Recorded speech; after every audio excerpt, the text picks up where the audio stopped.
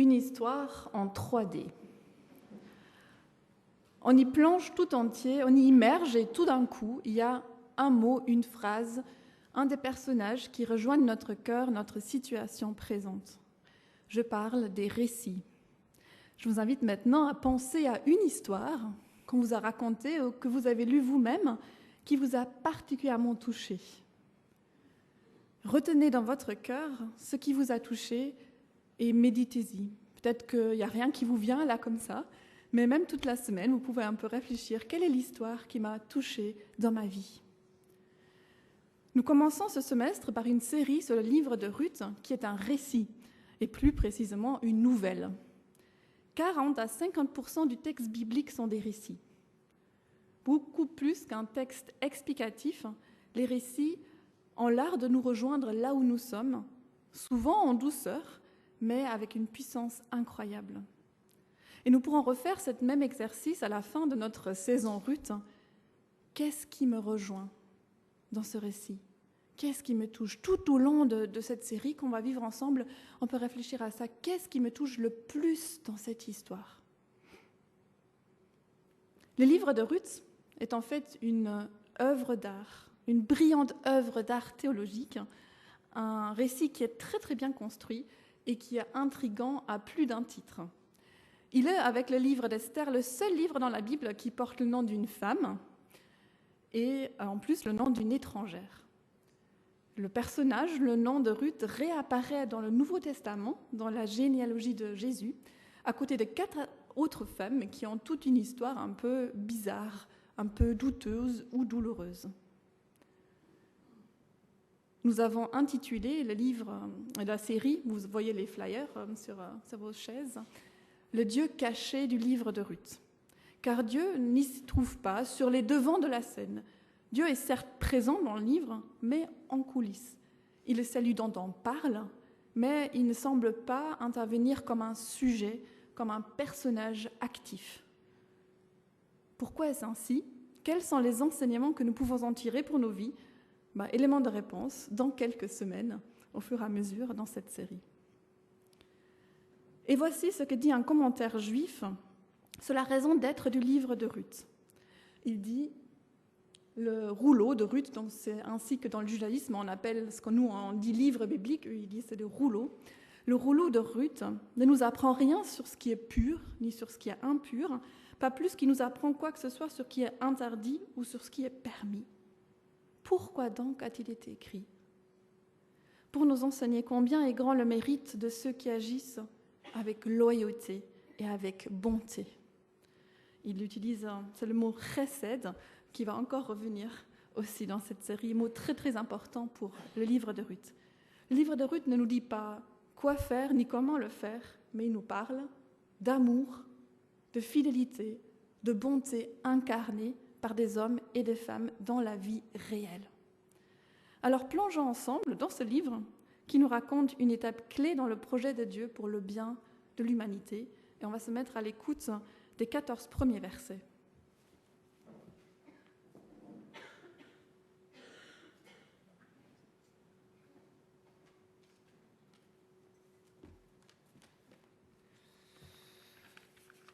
Écoutons ce texte comme si on vous racontait une histoire.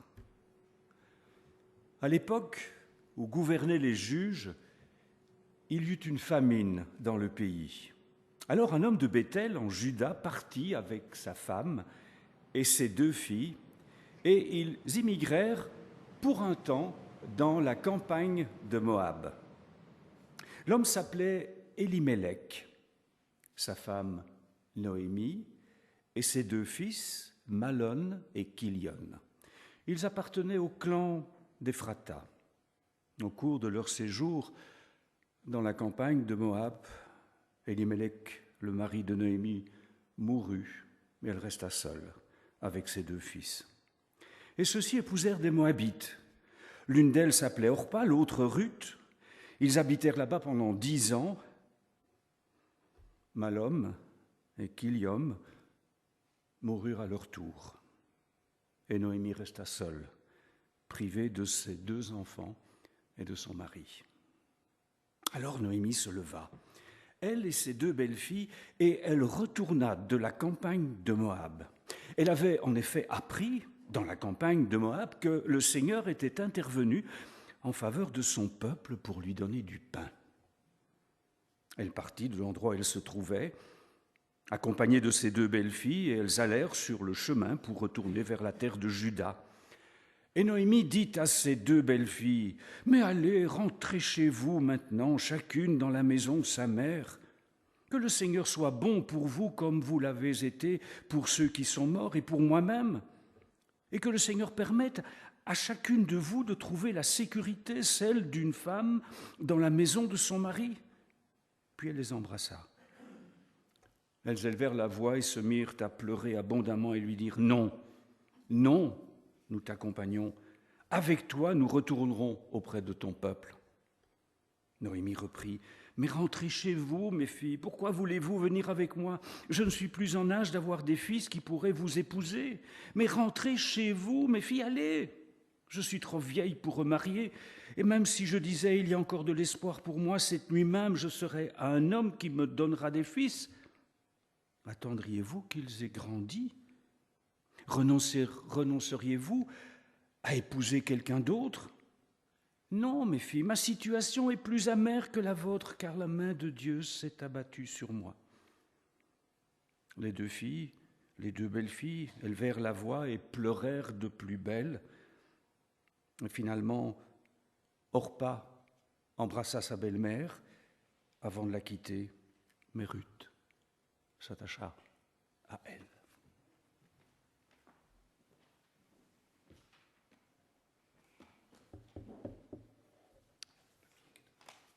Merci beaucoup pour cette belle lecture. C'est une histoire en 3D, une histoire avec beaucoup de relief, un début d'histoire aussi où 3D se succèdent, déplacement, deuil et nouveau départ.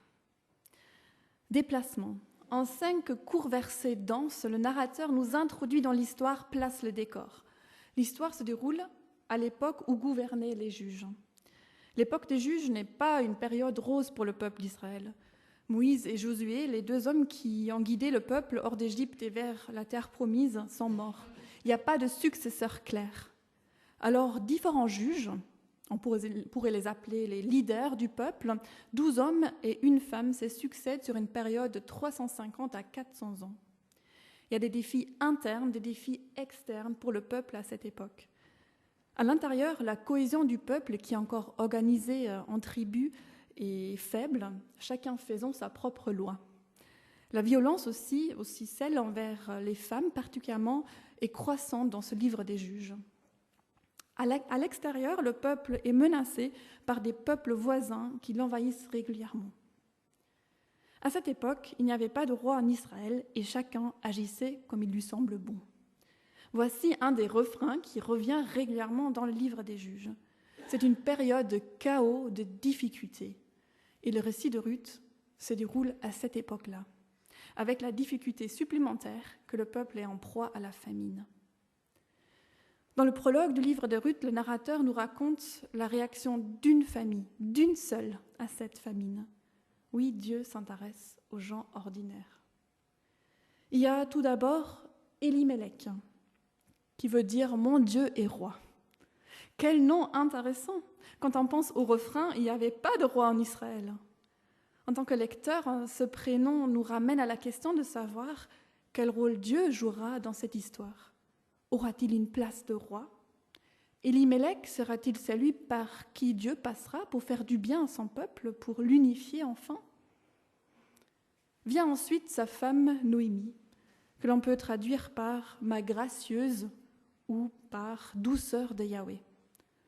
Le couple a 2 fils qui portent 2 noms plutôt inquiétants, Malon et Kilion, que l'on pourrait rendre par maladie et fragilité. Vous vous imaginez appeler vos enfants maladie et fragilité? Au moins, il n'y a pas de jalousie entre eux quant à leur prénom. Mais est-ce la famine à très longue durée dans ce cas qui a fait des ravages dans la vie de ces 2 enfants dès leur plus jeune âge, peut-être même avant leur naissance? Pourquoi portent-ils des prénoms à connotation si négative? Noémie Et Elimelech n'avait-il vu que maladie et fragilité autour d'eux au moment de la naissance de leur fils? Une chose est sûre, cette famille n'en peut plus. Elle en a assez de souffrir de la faim. Et la famine dure visiblement car Elimelech prend la décision douloureuse de quitter sa terre, son pays, sa parenté, son village de Bethléem pour immigrer avec sa femme et ses 2 enfants vers le pays de Moab. Quel paradoxe! Bethléem, leur village d'origine, veut dire « maison du pain ». Mais la maison du pain est vide. Il n'y a plus de pain dans la maison du pain. Rester à Bethléem n'a plus aucun sens pour eux. Pour ne pas mourir de faim, la famille d'Elimelech part, non pas en Égypte, comme on aurait pu le penser, mais elle part en Moab. Plusieurs patriarches avant, Abraham, Isaac, les fils de Jacob, sont partis en Égypte quand ils ont été confrontés à la même situation, une famine. Ici, Elimelech part vers le pays de Moab, et c'est vraiment une complète surprise dans le récit. Moab a mauvaise réputation, en particulier en matière de pain à partager, comme le dit un commentateur. Les Moabites avaient en effet refusé le pain et l'eau à Israël, qui demandait le droit de passage sur le territoire lors de leur sortie d'Égypte. En plus, à l'époque des juges, Israël est soumis pendant 18 ans aux Moabites. Comment Moab, ce pays ennemi, va-t-il accueillir ces étrangers affamés? Pas si mal, semble-t-il, car ils vont quand même rester plus de 10 ans, sans pour autant s'y sentir vraiment chez eux. Le narrateur, par le choix du verbe qu'il utilise, semble indiquer que leur installation dans la campagne de Moab n'a été probablement prévue que pour un temps, et probablement aussi que leur statut a été inférieur à celui des Moabites. Déplacement et deuil. Au pays de Moab, la famille n'est pas au bout de ses épreuves. Elimelech, mon Dieu et roi, n'est pas longtemps présent dans le récit. Tout ce que l'on sait de lui, c'est qu'il décède au cours de leur séjour en Moab. On ne connaît rien des circonstances de son décès, mais son décès crée un tournant dans le récit. Elimelech est présenté comme le mari de Noémie et non plus Noémie comme sa femme. Ce qui avait commencé comme l'histoire d'un homme de Bethléem est devenu l'histoire d'une femme loin de son pays. Une femme qui resta seule avec ses 2 fils, le poids de la responsabilité sur ses épaules seules. Noémie, ma gracieuse, ne va pas bien. Elle continue à faire ce qu'il faut faire pour que ça tourne, la cuisine, le ménage et tout le reste, mais à l'intérieur d'elle, elle a mal. Elle est visitée par le doute, par une douce amertume qui la berce, par des questions qui vont et viennent dans sa tête. Et si le Seigneur la punissait pour ce choix d'exil? Le choix a été temporaire, bien sûr, momentané, en attendant que la famine prenne fin à Bethléem. Ah, si seulement ils étaient restés à Bethléem, pourquoi ce départ? Pourquoi cet exil? Et je cite ici Marie Holdsworth, qui a beaucoup travaillé sur le livre de Ruth. Seule, elle n'a pas la force de partir, de quitter cet endroit. Il y a encore un espoir, il y a encore ses fils. Dans cette ambiance de deuil, Mahlon, maladie, et Kilion, fragilité, choisissent la stabilité, l'enracinement dans leur nouveau lieu de vie. Ils choisissent la vie.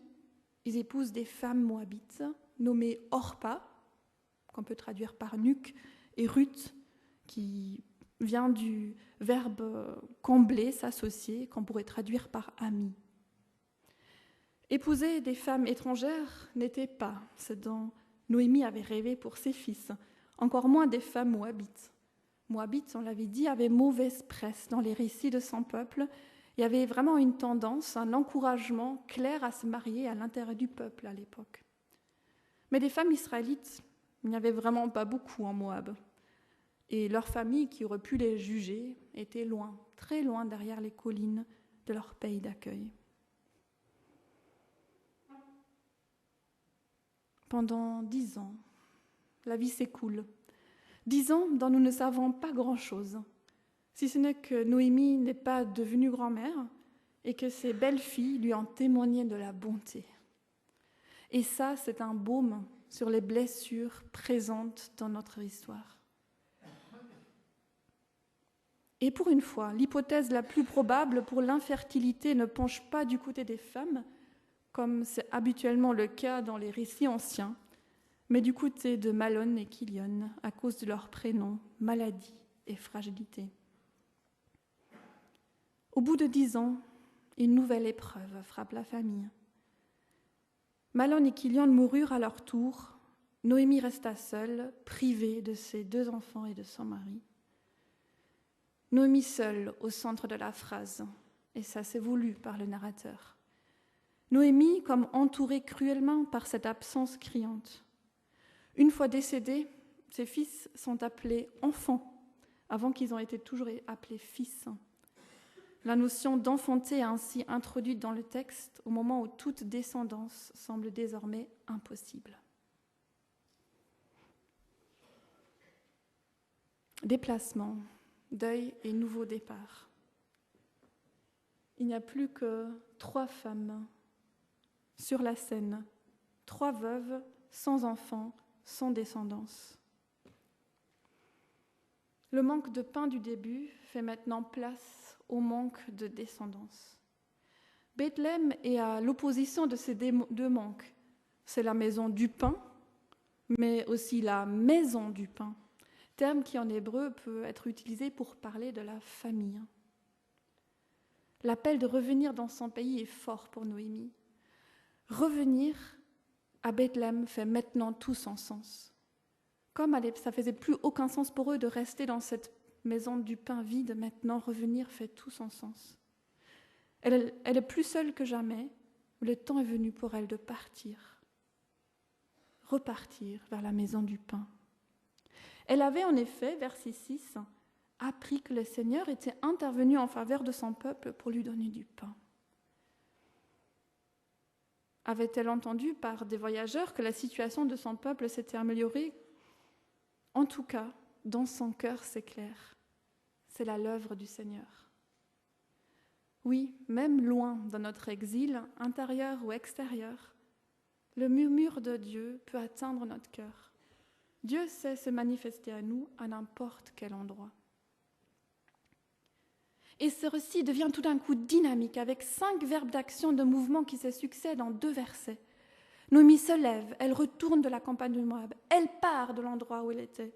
Elle et ses belles-filles vont sur le chemin pour retourner vers la terre de Juda. Revenir est d'ailleurs un des verbes clés dans ce récit, il revient 12 fois dans ce premier chapitre. Vers quoi? Vers qui s'agit-il de revenir? Noémie se met en route malgré sa douleur, ou est-ce sa douleur qui l'a fait revenir au point de départ? Les 2 belles-filles l'accompagnent un bout de chemin, ce qu'elle accepte jusqu'à un certain point. Ensuite, Noémie sent le besoin de leur donner la liberté de rester dans leur pays en les bénissant. Que le Seigneur soit bon pour vous comme vous l'a été pour moi, pour ceux qui sont morts et pour moi-même. Et elle introduit ici le chesed, qui sera encore si important pour la suite de l'histoire. Vous avez fait le choix de la bonté, d'une fidélité bienveillante. Vous avez fait le choix de l'accueil envers moi, et ça, c'est inestimable. Merci, mes belles filles. Merci pour tout ce que vous avez fait pour moi. Que le Seigneur permette à chacune de vous de trouver la sécurité, celle d'une femme dans la maison de son mari. Selon la compréhension de l'époque, les femmes avaient en effet besoin de cette sécurité auprès d'un mari. Mais Orpa, Nuc et Ruth-Ami sont très attachées à leur belle-mère. Elles ne la laisseront pas si facilement. Noémie n'est pas à court d'arguments. Elle se lance dans des scénarios plus qu'improbables qui ne peuvent pas remporter l'adhésion de ses belles-filles. Elle s'inspire de la loi de Moïse, mais d'une manière très créative, faisant allusion, en l'adaptant à la loi de Lévira, qui stipulait que le frère d'un homme décédé devait épouser la veuve de ce dernier si le couple n'a pas eu d'enfant. En gros, elle leur dit « Si vous venez avec moi, il n'y a plus d'espoir pour vous d'avoir des enfants. Dans mon pays, les femmes étrangères ne sont pas bien accueillies. Vous n'aurez pas d'avenir si vous venez avec moi. Laissez-moi partir, restez dans votre pays et qu'un chemin de vie s'ouvre devant vous. Ma situation est plus amère que la vôtre, car la main de Dieu s'est abattue sur moi. À ces mots, je le souffle coupé. Noémie nous dévoile ici son cœur. Cette amertume qui a commencé à grignoter son cœur. Et c'est courageux de sa part. L'amertume, on a plutôt envie de la camoufler sous un vernis souriant. Moi, amère, non, jamais, ça m'arrive jamais. Mais des pertes laissent des traces en nous, parfois des traces d'amertume qui peuvent être vécues, sans honte, sans jugement, dans la présence de Dieu. Et c'est bien avec son Dieu que Noémie a rendez-vous. Son retour a notamment la forme d'un rendez-vous d'explication avec son Dieu. Dit un commentateur, si Noémie a perçu la prévenance de Dieu à l'égard de son peuple, elle appréhende le même Dieu comme hostile à son égard. La main de Dieu s'est abattue sur moi, c'est une expression utilisée uniquement ici dans la Bible.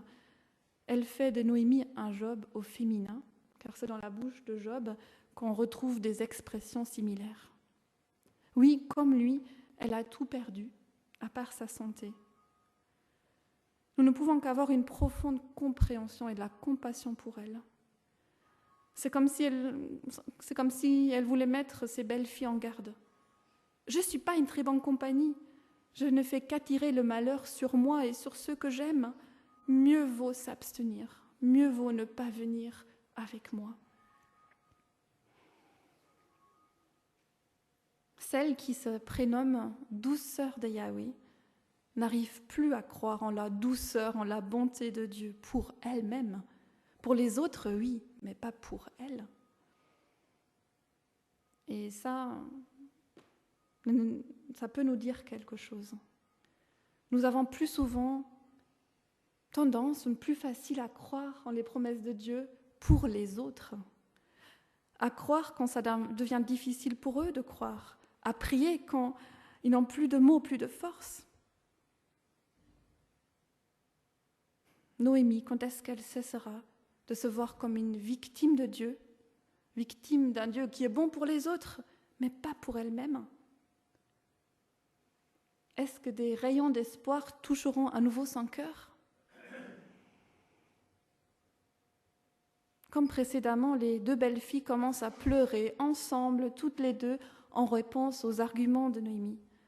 On pourrait alors s'attendre à ce qu'elles prennent une décision commune, mais ce n'est pas le cas. Leur chemin se sépare ici. Orpa décide de retourner vers son pays, tandis que Ruth s'attache à Noémie. Pourquoi ce choix?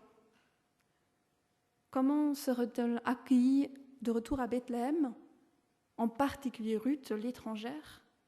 Quel est l'accueil que ce village de Bethléem va lui faire?